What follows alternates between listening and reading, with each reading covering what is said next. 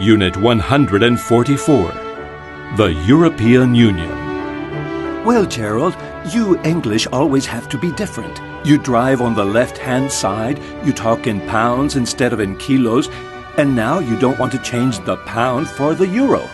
I think that what you really love is to be different. Well, we'll go over to the euro only later. It's that British pride. The whole of Europe anxiously getting ready to implement the Maastricht Treaty, and you don't even want to go in. Can you tell me why? Or don't you know?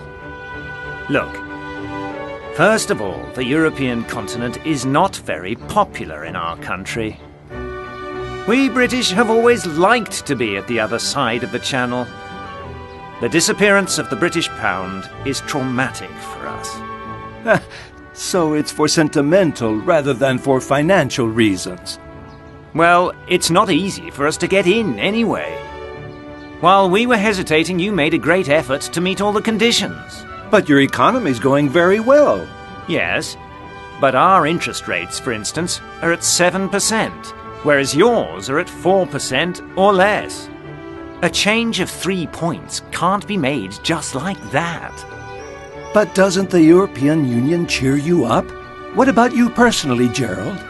As a businessman, doesn't this process interest you enormously? It stands for a market of over 300 million. Yes, I understand the advantages, but I'm not looking forward to it. It's as if I'd always lived in a beautiful family mansion, and suddenly I'm offered £10 million for it. Obviously, I would sell it, but I'd feel bad about it as well. Gerald, the world is going to have three major powers. The USA, with 219 million inhabitants. Europe, with 268, without you. And Japan, with 126. And three currencies, the dollar, the euro, and the yen. In spite of its imposing name, Great Britain has no chance if it doesn't join us. It's true. I understand. And it's a pity that we aren't as excited as you are. You need to bear in mind that we're an island, and we've always had to cross the Channel to visit you. Well, don't think always of the Channel.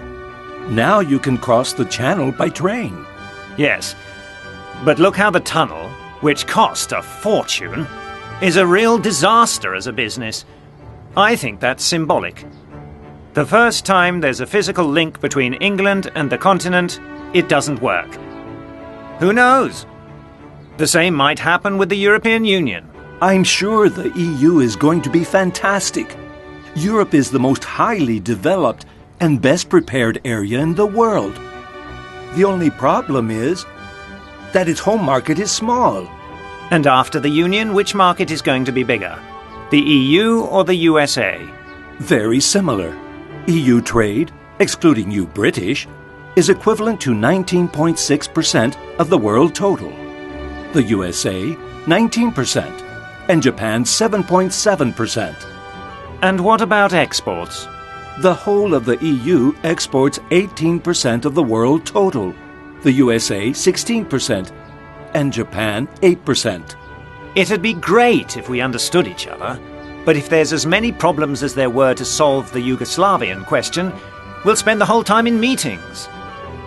Gerald, we're about to live through a fantastic experience. Europe is going to surprise everyone. The Americans had better get ready. I don't know, Ernst. They belong to a younger civilization. They're just 500 years old. They've got more energy. We're already more decadent. They're more willing to work while we're dreaming about a 35-hour week. They work very hard. They're different. The 35-hour week is going to come, and it'll be good. High technology has caused a rise in unemployment in Europe. There's no unemployment in the USA, and nobody talks about 35-hour weeks there. Because there's a higher consumption rate there. We don't have that same consumer fever that they do. We don't change our car, television, or fridge so often. We're more mature. That's true.